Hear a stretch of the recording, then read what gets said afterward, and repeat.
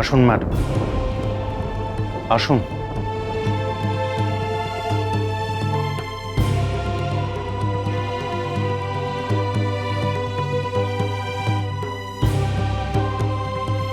কি গো, কি হয়েছে বলো তো? তোমার মুখটা এরকম করে আছো কেন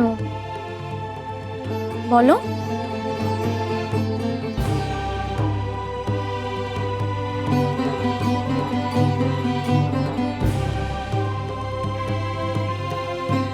তুমি আমাকে বলবে না তো তোমার কি হয়েছে?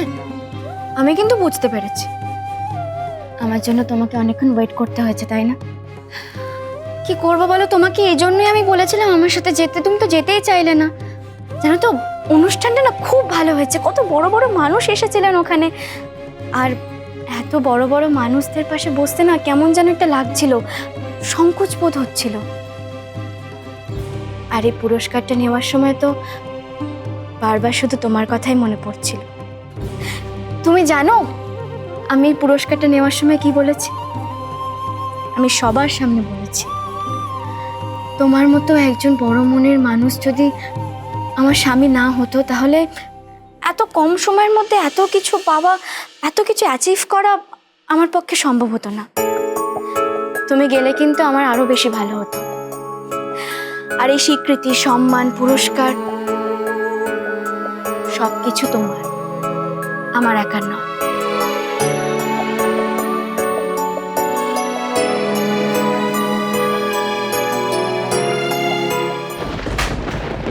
না,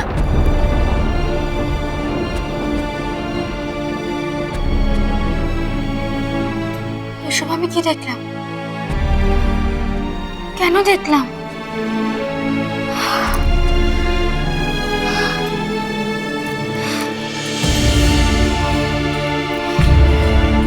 এটা যদি সত্যি হয়, এটা যদি সত্যি হয় তাহলে না না, আমি এসব কেন ভাবছি? এসব হতে পারে না, মিথ্যে, এটা তো সত্য ছিল। ও আমার সাথে কেন এরকম ব্যবহার করবে?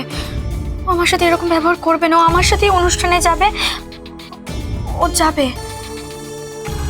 আমাদের দুজনের মধ্যে আর কোনো ঝগড়া হবে না। আমরা সারা জীবন এভাবেই একসাথে থাকবো।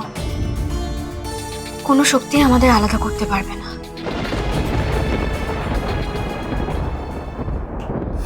এই যে ম্যাডাম এসে গেছেন, আসুন। আচ্ছা, আমি একটু চা নিয়ে আসি তোর জন্য, তারপর আমরা কথা বলছি। না দিদি ভাই, তোমাকে যেতে হবে না। কৃষ্ণাদি কোথায় আছে বলো, আমি বলে দিচ্ছি। না না, ও তো খাওয়াচ্ছে। তুই, আমি চা আনছি। দেখ আমি দেখ যাচ্ছি। কি সুন্দর ছবি, দেখ স্টেজের ছবিটা দেখ। ওকে দেখা, বর্ষা দেখো। এই দেখ বউ সেখানে। বস না, ঠিক আছে বলছি। বর্ষা দিদি, তোমার ভাই কোথায় গেছে জানো?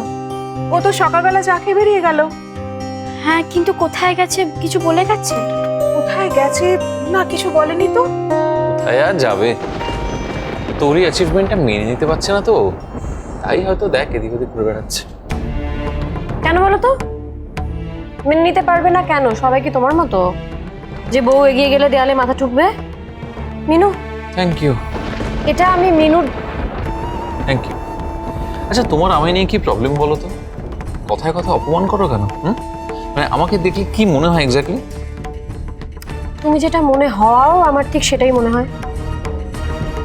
তোদের হয়তো মনে নেই নাকি, ছোটবেলায় রাগ হলে সোম বাড়ি থেকে বেরিয়ে যেত, কিছুক্ষণ এদিক ওদিক সেদিক ঘুরে তারপর বাড়ি ফিরে আসতো। সেই রকমই হয়েছে কিছু একটা। ও ঠান্ডা হাওয়া খেতে গেছে, মাথা ঠান্ডা হলে বাড়ি ফিরে চলে আসবে। তুই বোধহয় বৌদির কথাটা বুঝতেই পারলি না বা এড়িয়ে যাচ্ছিস। মিনু যে সম্মান পাচ্ছে এটা তো সময়ের ভালো লাগার কথা, কষ্ট তো পাওয়ার কথা নয়। তোরা তাহলে ওকে চিনতেই পারিসনি।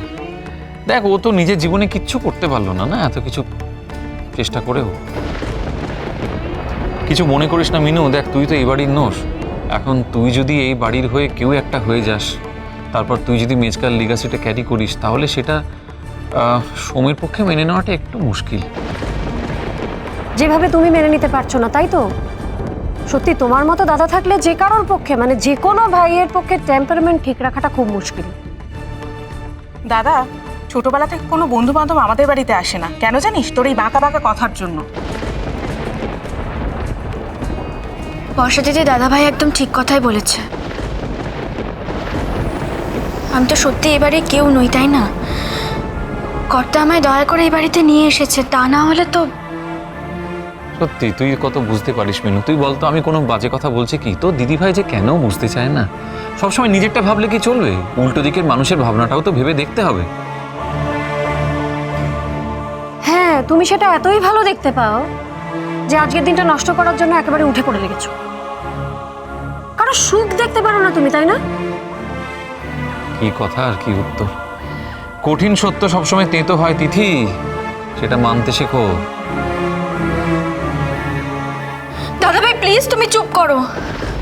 আমি তোমার কাছে হাত জোড় করে অনুরোধ করছি, প্লিজ এসব নিয়ে আলোচনা করো না। আমি ঠিক করে নিয়েছি আমি ওই অনুষ্ঠানে যাব না। এতে বোধহয় শান্তি বজায় থাকবে। কি বলছিস কি তুই? আমি ঠিকই বলছি দিদিভাই, আমি যাব না, আমি কোথাও যাব না। মিনু, মিনু। হ্যাঁ কি রে মিনু? হ্যাঁ দিদিভাই বলো, শুনছি। মিনু, তুই এত বোকা আর কতবার ঠকবি মিনু? না না, তুই তো তোর দাদা ভাইকে এর আগেও অনেকবার বিশ্বাস করেছিস, বিশ্বাস করে ঠকেছিস, অথচ আবার বিশ্বাস করলি। তুই কবে শিখবি মিনু, কবে শিখবি? না গো দিদিভাই, আসলে না সত্যি অনেকগুলো কাজ আছে, অনেক মিটিং আছে, কতগুলো অর্ডার আছে বলো তো। পুজো তো এসেই গেল প্রায়, ঠিক টাইমে তো ডেলিভারি দিতে হবে, কাজ আছে। আচ্ছা তাই? আমি যেন কিছু জানি না। না, কটা অর্ডার আছে, কটা ডেলিভারি আছে, কি কাজ আছে, আমি তো কিছু জানি না, তাই না মিনু? মিনু, তুই কার কাছে লুকোচ্ছিস? তুই আমাদের সকলের কাছ থেকে লুকোতে চাইছিস নাকি তুই নিজের কাছে লুকোচ্ছিস? কোনটা?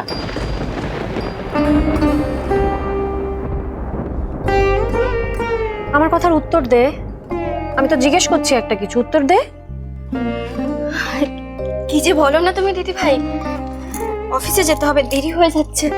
না না না, এটা আমার কথার উত্তর নয়।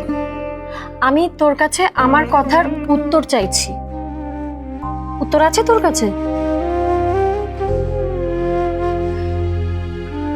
দেখ মিনু, সমস্যাটা কখন তৈরি হবে জানিস তো?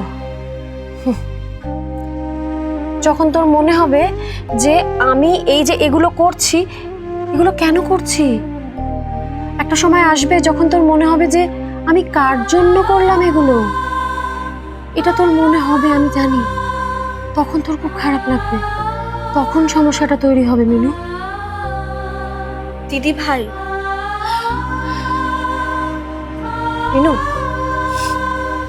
শোন, তোকে একটা কথা আমি বুঝিয়ে বলি। আজকের দিনটা তোর জীবনে একটা বিশেষ বিশেষ দিন, খুব ইম্পর্ট্যান্ট একটা দিন। তুই একটা বিরাট বড় সম্মান পেতে চলেছিস। তুই তুই সেরা শিল্পীর সম্মান পাবি। তোর মনে হয় যে এইটা যদি তুই সোমকে বলিস, সোম সত্যিই খুশি হবে না?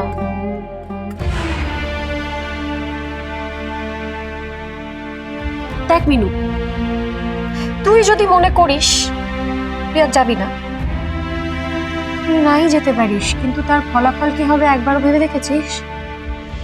সাংঘাতিক একটা ফলাফল হতে পারে মিনু।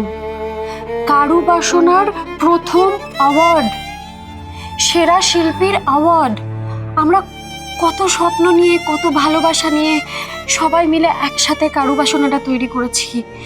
ওরা তোকে অ্যাওয়ার্ড দেবে, ওরা জানে তুই যাবি, ওরা তোর জন্য অপেক্ষা করে থাকবে, সবাই তোর মুখ চেয়ে বসে থাকবে, আর শেষ পর্যন্ত তুই যাবি না মিনু।